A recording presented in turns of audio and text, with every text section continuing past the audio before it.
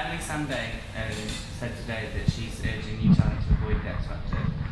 How would you respond to that? Oh, yeah, Really? I thought you were going to tell us something that she said about us. I was getting really excited. But urging people not to go on X Factor, I think it's one of the best decisions I've ever made personally in my life. It's made tens and tens of dreams come true. Like you know, you will not be able to listen to a radio station for a whole day and not hear at least 2 or 3 people that have come from X Factor. Ollie Murs, Little Mix, JLS, One I think if you're lucky enough to make it without a platform like that, it's fine. And she worked obviously really hard and whatever. But I've struggled for 7 years to do this, and I went through avenue after avenue to try and make it the right way, so writing an album, and we all did, sending it to demos off and doing this audition.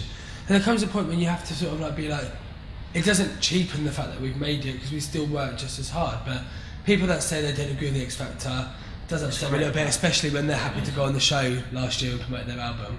But like, the hardest thing is people don't get to know, like Jamie was saying, people don't really understand what each of the people that have done X Factor have done before X Factor. They just think that we've just turned up, we just thought, yeah, we'll do X Factor, you know, I fancy singing, yeah, I'll give X Factor a go because I think I can sing, you know, like we've been trying for years and years. I think James was testimony to that fact.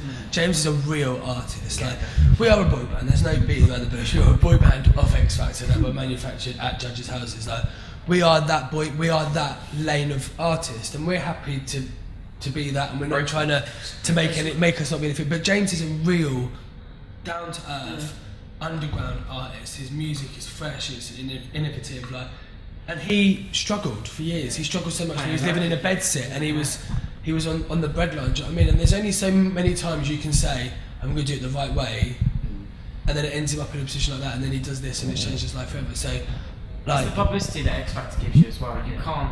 I mean, how many weeks are you on the show for? 10 weeks. 10 weeks on screens and papers. The experience and the training, you'll never get a 10-week intensive boot camp of how to be a pop star in the real world. And like people, that's why people like Jessie J took 6 years to make it, because it's hard for her to get into your front room, people to buy into you. And that's the one best thing about the X Factor is the people see you for who you really are from day one, and they decide if they like you there and then. So I think like Josh said earlier, is, you know, how difficult it is to make it before, and like how many times we try and stuff like that.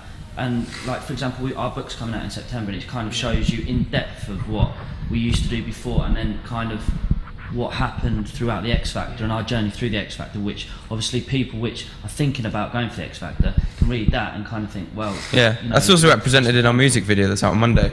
Yeah.